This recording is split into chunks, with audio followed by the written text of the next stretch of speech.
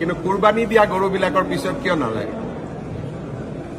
এই যে বকৰিদ বুলি হাজাৰ হাজাৰ গৰু যে অসমত কুৰবানী হৈ গ'ল, গিৰ গাই কেইটাতো জীয়াই আছে, কুৰবানী দিয়া গৰু কেইটাতো মৰি গ'ল।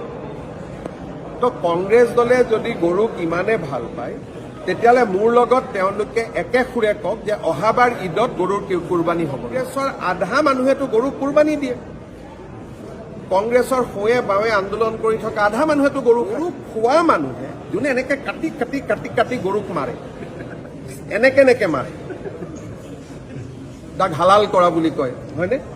সেই মানুহে এতিয়া গৰুৰ কাৰণে আন্দোলন। বিজেপি ধৰ্ম মৰি যাব খোজা গৰুক ঘৰত আনি পুহি ডাঙৰ কৰা, এইটোতো বিজেপি এইটো কাম কৰেই।